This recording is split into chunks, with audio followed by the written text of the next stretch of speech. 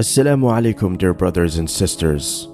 I hope you're well. My dear brothers and sisters, there are times in our lives when we feel extremely exhausted and drained by the situation. We feel that in this particular time of our life, we are hopeless and are facing difficulties from all angles of our lives. Most of us can relate that yes, that time did came, and it went away by the grace of Allah subhanahu wa ta'ala. But do you know that there is a very powerful dua made by one of the greatest prophets of Allah subhanahu wa ta'ala when he faced unbearable hardships and when he lost everything? It is a dua made by the prophet known as Kalimullah, Musa alayhi salam. Let us hear the story behind the dua and the effect it had on Musa alayhi salam's life after he made it. During the time when Musa alayhi salam was taken by the corrupt pharaoh and lived among royalty, he once ventured into the city and witnessed a conflict between two men, one from his own group and the other from the opposite side. Inadvertently, Musa alayhi salam became embroiled in the fight and ended up striking and killing one of the men. This news quickly spread, causing fear and suspicion among the people who believed that Musa alayhi salam was a tyrant. However, a man who had come from the farthest end of the city arrived to warn him. O Moses, indeed, the eminent ones are conferring over you, intending to kill you. So leave the city.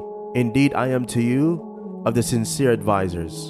And so Musa alayhi salam fled towards the city of Madian, where he encountered a bustling well where people were watering their flocks. Amidst the crowd, he noticed two women struggling to control their own flock.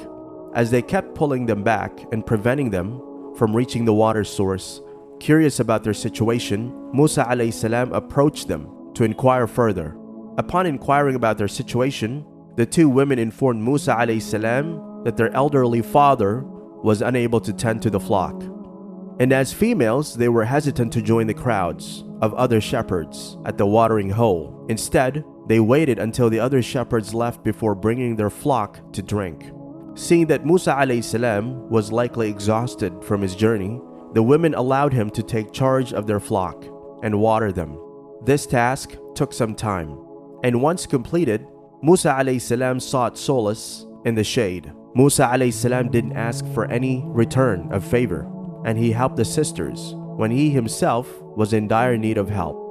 Notice the situation of Musa alayhi salam at this time. He is hungry, thirsty, and extremely tired from his long journey. He don't know where he will go next, and where will his journey end.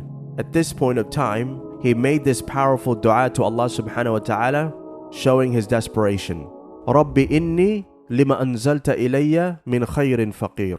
The meaning of this dua is, my Lord, indeed I am for whatever good you would send down to me in need. He asked Allah subhanahu wa ta'ala for any good that will help him in this situation. He didn't mention the goodness, but he left it upon Allah subhanahu wa ta'ala to send any type of khair.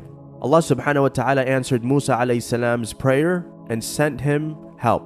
The two women he had assisted then disappeared and returned home. When their father noticed that they had returned early that day, he asked how they had managed to do so. The daughters told him about the man who had helped them water their flock.